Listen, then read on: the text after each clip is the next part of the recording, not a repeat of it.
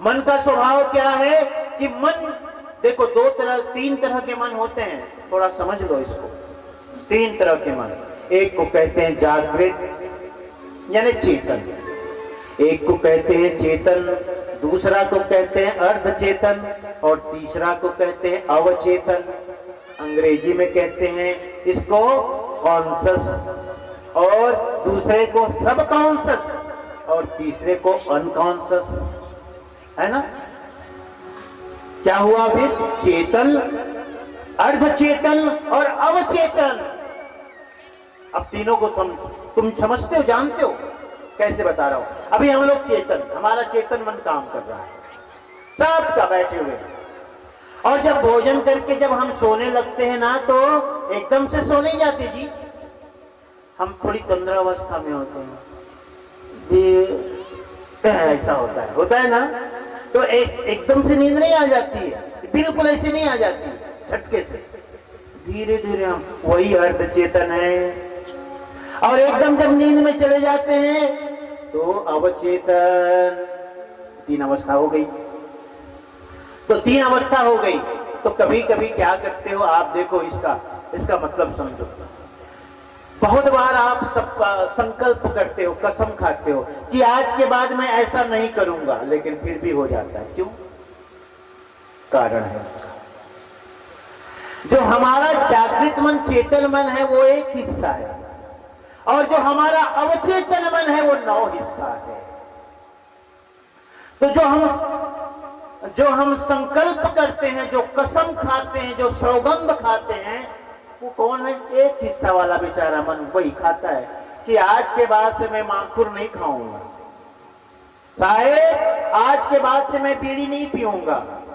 कौन कह रहा है? वही चेतन मन, जिसका एक हिस्सा है बेचारे का, ज्यादा ताकत नहीं है, बस एक। 9 अवचेतन है।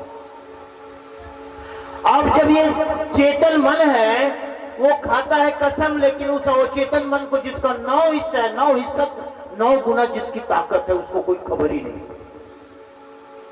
किसने आज कसम खाई, सौगंध खाया, है ना, उसको कोई खबर नहीं है। तो जिसको खबर नहीं है तो क्या हो जाता है? वो कसम टूट जाती है, कसम टूट जाती है। आप कसम को पूरा नहीं कर पाते हो, है ना। उसका एक ही कारण है कि अवचेतन तक, अनकॉन्शियस माइंड तक वो मैसेज पहुंचा नहीं, वो मैसेज नहीं पहुंचा।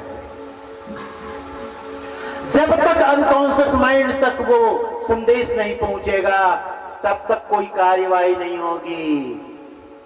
भाई जैसे कोई अभी हम कह रहे थे ना, कोई सरकारी ऑफिस में तुम काम कराने के लिए जाते हो, तो वहां भी जो फाइल होती है ना, एकदम से नहीं जाती वहां तक, बड़े अधिकारी तक धीरे धीरे करके जाती है। तो सबसे पहले तुम क्लर्क को देते हो, भैया ये मेरा निवेदन, एप्लीकेशन दे देना करके। अब तुम एप्लीकेशन मात्र तुमने क्लर्क को दिया है और तुम सोच लो कि काम हो जाएगा, नहीं होने वाला। वो जो फाइल है अधिकारी तक पहुंचना चाहिए, जिसका सबसे बड़ा अधिकार है। ऐसे ही चेतन मन का तो अधिकार छोटा है, शक्ति छोटी है, और उस अवचेतन मन का, उस अवचेतन मन की शक्ति और ताकत ज्यादा है, तो वो वहां तक खबर ही नहीं पहुंचती, मैसेज नहीं मिलता है ना। तो उस अवचेतन मन तक खबर पहुंचनी चाहिए। तो उसी अवचेतन मन तक खबर पहुंचने के लिए जाप और सुमरण विधि है। आई बात समझ में?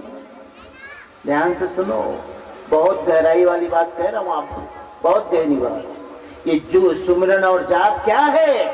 उसी अवचेतन मन तक संदेश को पहुंचाना। जब तक वहां तक मैसेज और संदेश नहीं जाएगा, कोई कार्यवाही नहीं होनी है, कोई नहीं होनी है। वहां तक संदेश को पहुंचाओ। कभी कभी अब पहुंच जाता है, मैं आपको उदाहरण से समझा रहा हूं। कभी कभी क्या होता है हमारे जीवन में, जानते हो, अचानक कोई घटना घटती है, और अचानक जब कोई घटना घट गई, बड़ी घटना हो जाती है, तो वहां तक मैसेज पहुंच जाती है। कैसे? जैसे एक शराबी है, उसको हम बार बार समझा रहे हैं, भैया शराब मत पिया करो, छोटे छोटे तुम्हारे बाल बच्चे हैं, पत्नी बेचारी सीधी सादी है, बड़ी दुखी रहती है, बाल बच्चे हैं, गरीब आदमी हो, जो कमाते हो शराब में उड़ा देते हो। अरे कुछ बाल बच्चों के बारे में सोचो। मकान भी तुम्हारा टूटा फूटा है, अरे थोड़ा थोड़ा जोड़ते तो मकान बनाने के लिए भी कुछ बच जाता। वो सुनता नहीं है। क्यों नहीं सुनता? इसलिए कि उसका जो चेतन मन है वो तो सुन रहा है, लेकिन वो संदेश वो चेतन तक नहीं जाता।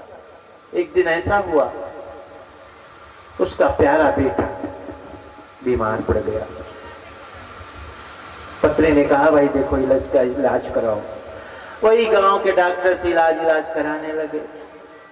पत्नी बार बार कहती अच्छा डॉक्टर के पास ले जाओ, अस्पताल में ले जाओ, लेकिन कैसे ले जाए, पैसा नहीं है और रोज पीना जरूरी है, रोज पीना जरूरी है। पीना छोड़ नहीं सकता, पीना छोड़ नहीं सकता, इसलिए उस बच्चे को अच्छे हॉस्पिटल में नहीं ले जा सकता।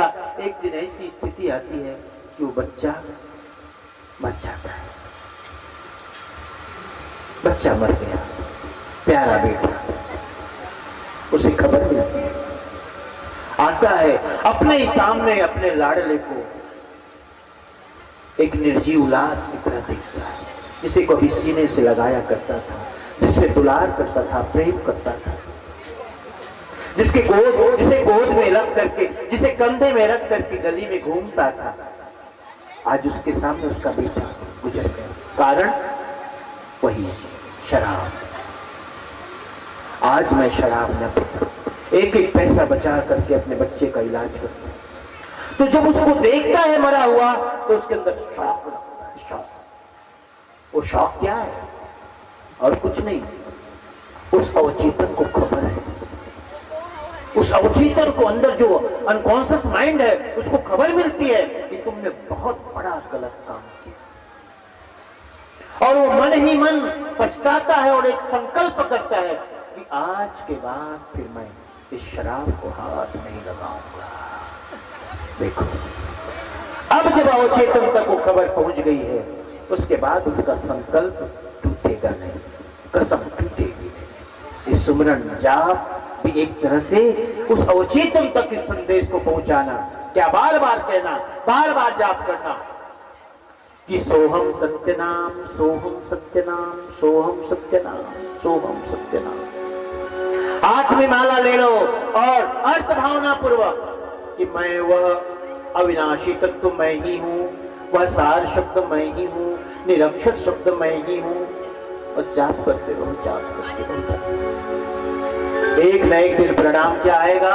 एक न एक दिन परिणाम आएगा कि तुम्हारा चिंतन बदल जाएगा, विचार बदल जाएगा, जगत के प्रति आसक्ति बदल जाएगी, जगत के प्रति तुम्हारा मोह मिट जाएगा और तुमको सचमुच में एक अनुभूति होने लगेगी कि मैं किसी का पिता नहीं, किसी का पुत्र नहीं, किसी का पति नहीं, किसी की मां नहीं, किसी की बेटी नहीं, किसी की बहू नहीं, किसी की पत्नी नहीं।